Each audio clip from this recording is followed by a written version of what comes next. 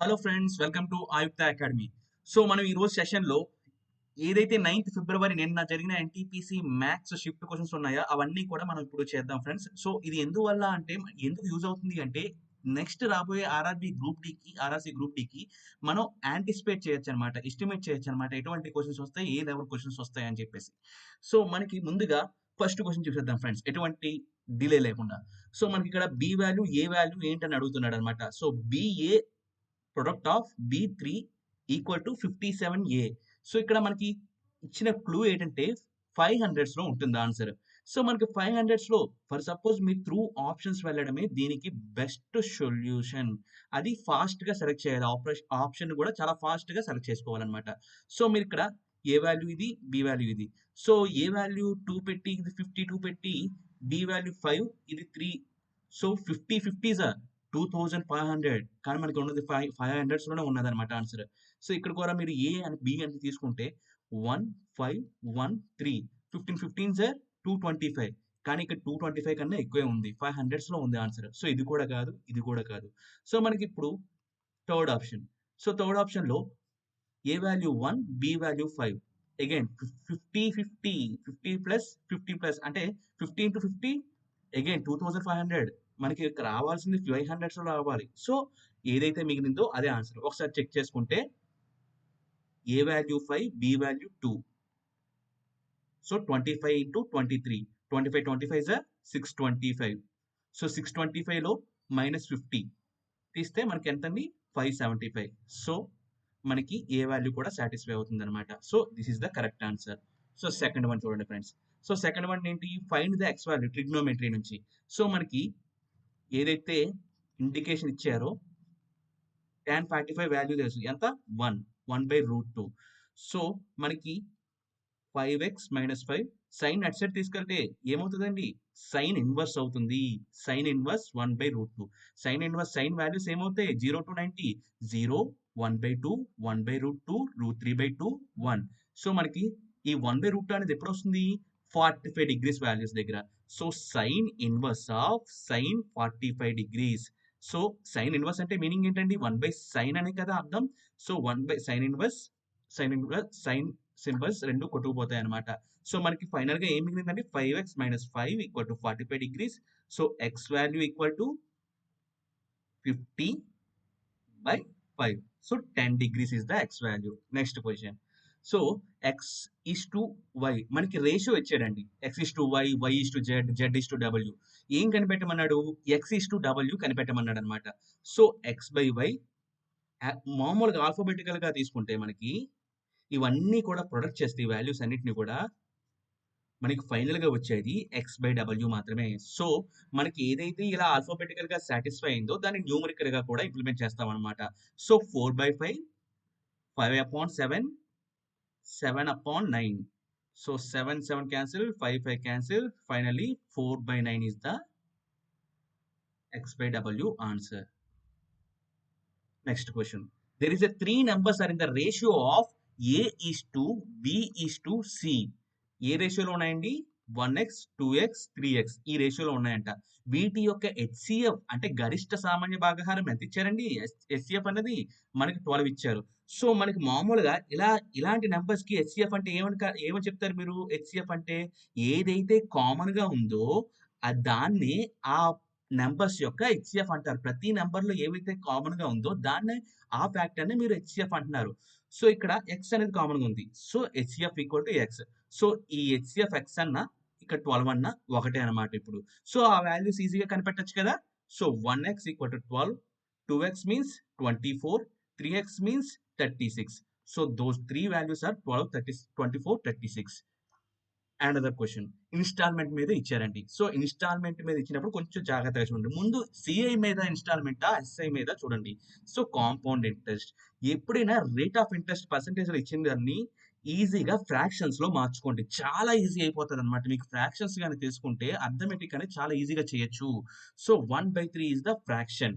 So మనకి ఇక్కడ principal ఏంటి, అమౌంట్ ఏంటి, ఏదైతే డినామినేటర్ లో ఉందో దాన్ని ప్రిన్సిపల్ అంటున్నారు. దీన్ని మీరు ఏమంటున్నారు, ఇంట్రెస్ట్ అంటున్నారు. అమౌంట్ అంటే ఏంటి, రెండింటిని యాడ్ చేస్తే amount is equal to 4. So మనకి నాకు P/A అంటే principal is to amount ratio కావాలన్నమాట. సో ప్రిన్సిపల్ రేషియో ఫస్ట్ ఇయర్‌కి ఎన్ని ఇయర్స్ కండి ఇన్‌స్టాల్‌మెంటు 3 ఈక్వల్ ఇన్‌స్టాల్‌మెంట్‌లో కట్టమంటున్నారు. ఎంత పెట్టుబడి పెట్టారు? ఎంత అప్పుగా ఇచ్చారు ఫస్టు? రూ.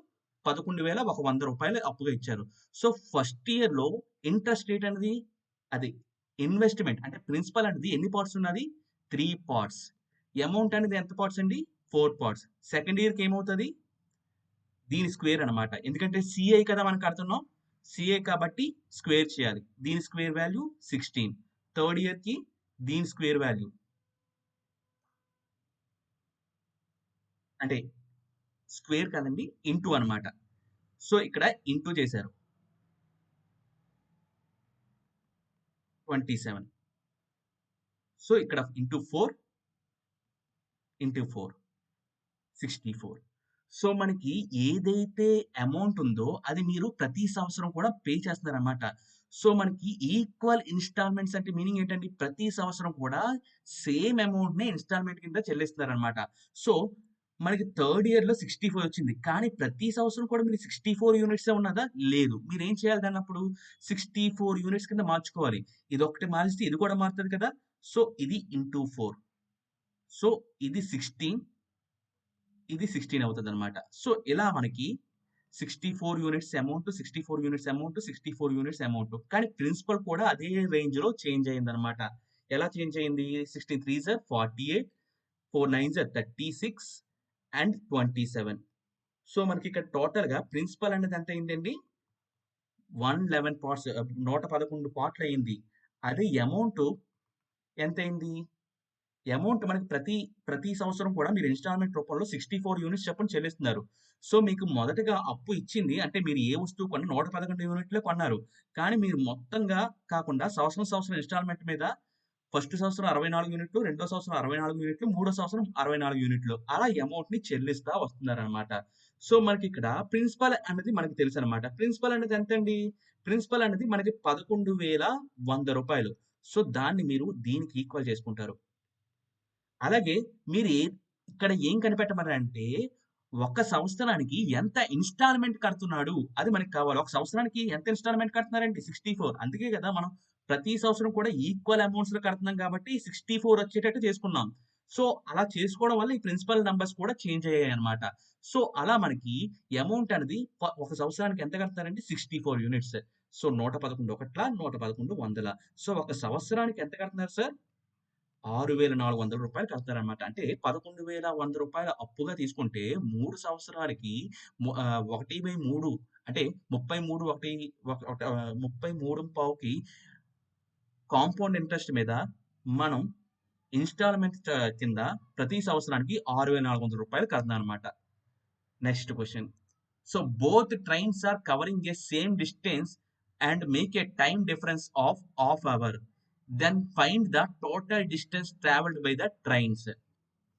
సో మనకి ఏదైతే ఇలా 2 ట్రైన్స్ ఇచ్చి, 2 వేరు వేరు స్పీడ్‌లిచ్చి, ఆ 2 కూడా ఒకే సమయంలో బయలుదేరి, ఆ డిస్టెన్స్ ఆ 2 ట్రైన్‌లు ఆ 2 ట్రైన్‌లు ఏదైతే ఫాస్ట్‌గా వెళ్తున్న ట్రైను, లేట్‌గా వెళ్తున్న ట్రైన్‌ని సేమ్ డిస్టెన్స్‌లో ఎంత సమయంలో ఓవర్‌కమ్ చేసిందో ఆ టైమ్ ఇస్తే హాఫ్ అన్ అవర్‌లో ఓవర్‌కమ్ చేసిందిక్కడ. సో, అలా ఇచ్చినప్పుడు మనకిక్కడ ఫార్ములా ఏంటంటేనండి, product of the speeds and difference of speeds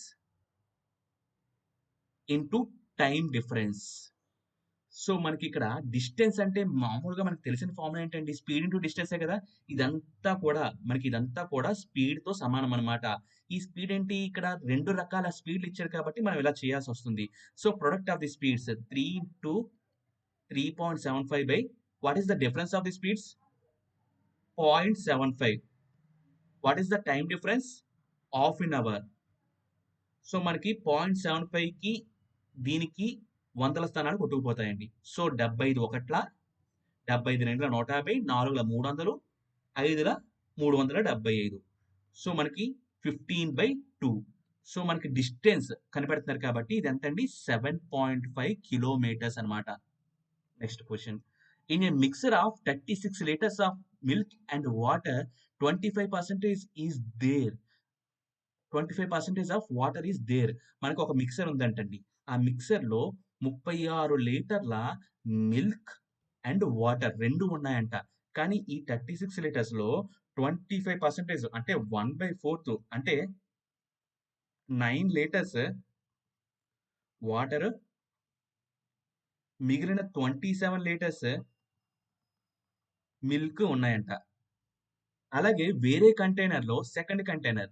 దీంట్లో టోటల్ మిక్స్‌డ్ ఎంతో మనకు తెలీదండి. ఇది ఎక్స్ లీటర్స్ ఉందన్నమాట. దీంట్లో కూడా వాటర్ అండ్ మిల్క్ అండ్ వాటరే ఉన్నదన్నమాట. సో, మిల్క్ అండ్ వాటరే ఉన్నది. దీంట్లో వాటర్ పర్సెంటేజ్ 25% అన్నారు. దీంట్లో వాటర్ పర్సెంటేజ్ ఎంతన్నారండి? 80% అన్నారు. సో, ఇదంతా మనకు తెలీదు. ఈ ఎక్స్ లీటర్స్ అన్నది ఎంతో మనకు తెలీదు. సో, ఈ 2 మిక్సర్‌లని కలిపి, ఈ 2 మిక్సర్‌లని కలిపి ఒక ఒక క్యాన్‌లో వేశారంటండి. సో, ఈ క్యాన్‌లో ఈ మిల్క్ అండ్ వాటర్ రేషియో ఎలా ఉందంట 60%. సార్, ఇక్కడ మిల్క్‌ది గాని, వాటర్‌ది గాని 3 పారామీటర్‌లు ఇచ్చేస్తే, ఆ పారామీటర్‌లే ఈ ట్యాంక్‌ల యొక్క రేషియోస్ కూడా సమానము. సో, మనకి ఇక్కడ క్లూ కింద వాటర్ పర్సెంటేజ్‌లు ఇచ్చేసారు. So, mixer and allegation method ద్వారా మనం ఈజీగా ఇవి ఏ రేషియోలో వై అన్నమాట. ఇవి ఏ రేషియోలో కలిపారన్నది మనం ఈజీగా కాలిక్యులేట్ చేయొచ్చు. లేదా ఎక్స్ వాల్యూ అన్నది కూడా ఫైండ్ ఔట్ చేయొచ్చన్నమాట. సో, మనకి ఈ వాటర్ పర్సెంటేజ్ ఎంతన్నది 25%. ఈ వాటర్ పర్సెంటేజ్ 80%. సో, ఈ 2 మిక్సర్‌ని కలిపితే దాంట్లో ఉండే వాటర్ పర్సెంటేజ్ ఎంత? 60%. సో, ఈ రెండిటిని యొక్క యావరేజే 60% అన్నమాట. సో, ఎలిగేషన్ మెథడ్‌లో ఎప్పుడు కూడా మధ్యలో యావరేజ్ వాల్యూ అనేది ఉండాలి. సో, వీటి యొక్క రేషియో ఎంతొస్తుందండి? 20 అండ్ 25, 35. 5 4s 5 7s 4:7 రేషియోలో ఉన్నదన్నమాట. సో, ఈ 25% వాటర్ మిక్సర్ ఉన్న దాంట్లో ఎంత కంటైనర్ దీని యొక్క వాల్యూమ్ ఎంతండి? 36 లీటర్స్ అన్నమాట. ఈ 25% వాటర్ ఉన్న కంటైనర్ యొక్క వాల్యూమ్ 36 లీటర్స్. అంటే దీని value 36 litres. So, 36 litres 4 parts 36 litres అయితే 7 పార్ట్స్‌కి ఎంత అంటే ఈ ఎక్స్ వాల్యూ ఎంత అనేది వస్తదన్నమాట. 4 1s 4 9s 7 9s 63 litres. So, ఈ కంటైనర్ యొక్క వాల్యూమ్ ఎంత అంటే 63 లీటర్స్ అని చెప్పొచ్చండి ఈజీగా. సో, మనకిక్కడ next question. Find the unit digit value of the given following equation. So, మనకి సింపుల్‌గా తెలిసింది. ఎక్కడైతే 2 × 5 ఉంటుందో అక్కడ 0 అనేది ఉంటుంది. సో, ఇక్కడ 92లో 2 ఉంది. ఇలా ఫాలో అయితే 94, 95 ఈ 5, ఈ 2. సో, 0 అనేది ఖచ్చితంగా యూనిట్ డిజిట్ వాల్యూ ఇక్కడ. Next question. సో, ఇక్కడ మీరు చూడండి ఫ్రెండ్స్. జాగ్రత్తగా గమనిస్తే A square plus B square minus 2ab ఈ ఫార్మాట్‌లో ఉంది కదండీ న్యూమినేటర్. సో, మనకి న్యూమినేటర్ జాగ్రత్తగా గమనించండి. సో, 0.2 అన్నది మనకి ఏ వాల్యూ అనుకుంటా. సో, మనకిక్కడ పా ఎనదర్ 0.2 కూడా బి వాల్యూ అనుకుంటా. కానీ ఇక్కడ చూసారా ఇలా 0.4 ఉంది. దీన్ని మీరు ఎలా స్ప్లిట్ చేయాలంటే 2ab ఈ ఫార్మాట్‌లో ఉన్నదాన్ని 2 ఇంటూ 0.2 వాల్యూ ఎంతండి? 0.4. సో, ఇది 2a దీన్ని మీరు బిగా రాసుకోవచ్చనమాట. సో, 2ab అనేది సాటిస్ఫై అయింది ఇక్కడ. సో, మనకి ఏ వాల్యూ, బి వాల్యూ అనేది 0.2 అనేది మనకు తెలిసిందనమాట. సో, మనకిక్కడ A square plus B square minus 2ab formula ఏంటండి? Simple. a minus B whole square. So, A value 0.2. 1 second guys. 0.2 minus 0.2 0 something 0 వస్తుంది కదండీ! 2 2s are 4, 2/10, 2 4/10. ఓకే. 0.2 అపాన్ 36. 0 న్యూమరేటర్‌లో 0 ఉంటే ఏంటండి? 0 upon anything 0 only. Next sine inverse of 1/√2 sine inverse of 1/√2 is equal to θ. So, మనకి 1/√2 sine inverse మనకు already తెలిసిందే ఇది. 1/√2 sign values ఏంటండి 0 డిగ్రీస్ నుంచి 0, 1/2, 1/√2, √3/2, 1. సో, 1/√2 అనేది ఎక్కడొస్తుంది? Sine 45 degrees value. So theta value is equal to 45 degrees. So ఇక్కడ A అనేవాడు టైర్‌ని పంక్చర్ చేయడానికి 6 మినిట్స్ టైం పట్టిందంటండి. బి అనేవాడికి అదే టైర్‌ని పంక్చర్ చేయడానికి 9 మినిట్స్ టైం పట్టిందంట. ఒకవేళ ఇద్దరూ కూడా ఒకేసారి పంక్చర్ చేయడం, టైర్ పంక్చర్ చేయడం ప్రారంభిస్తే ఎంత టైంలో పూర్తవుతుందని అడిగారు. సింపుల్ ఇక్కడ వర్డ్స్ ఏం చేశారంటే ఇది టైమ్ అండ్ వర్క్ ఫార్ములా ఇది. సో మనకిక్కడ ఏ వర్క్ ఎంతండి? 6 మినిట్స్. బి వర్క్ ఎంత? 9 మినిట్స్. సో మనకి ఎల్‌సీఎం ఎంతండి? 6కి 9కి 6కి 9కి 18. 6 3 9 2 సో మనకి 6 ఇంటూ 3 చేస్తే 18 వస్తది. అలాగే 9 ఇంటూ 2 చేస్తే 18 వస్తది. సో మనకి ఇక్కడ ఏ అండ్ బి ఇద్దరు కలిపి ఎంత అని అడుగుతున్నారు. సో ముందు ఈ రెండిటిని ప్లస్ చేస్తే 5. సో మనకి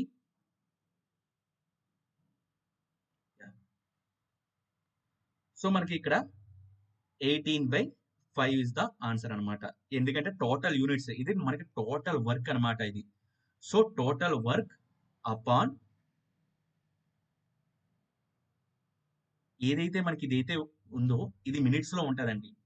ఇదేంటిది మనకి వర్క్ పర్ మినిట్ ఎంత వర్క్ చేశారు మినిట్ కి అన్నదన్నమాట.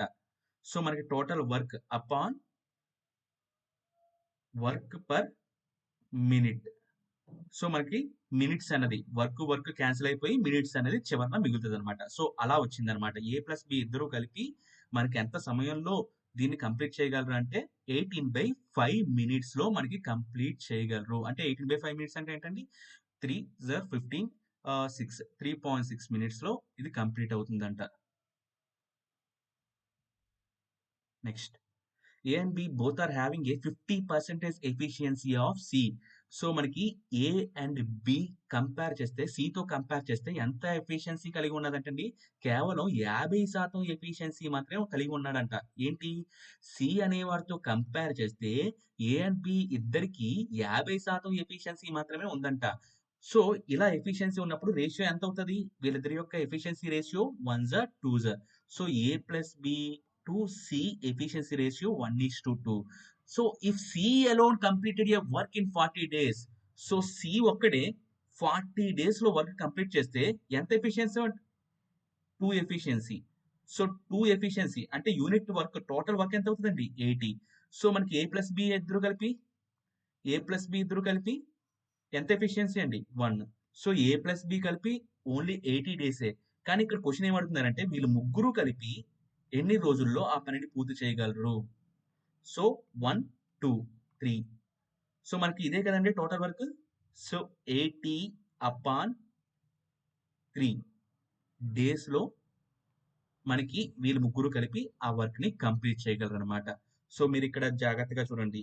ఇది ఇంటూ ఇది ఏమవుతుంది ఈక్వల్ టు వర్క్ అవుతుంది అనమాట. అంటే 80 డేస్ నేను జస్ట్ ఈ పారామీటర్ చెప్తున్నాను చూడండి జాగ్రత్తగా. 80 days into 1 unit per day is equal to number of units. So మనకి యూనిట్స్ ఎలా క్యాన్సిల్ అయితేనే కదండి ఈ యూనిట్స్ అనేవి మిగులుతాయి. సో అలా అనమాట ఇది వచ్చింది.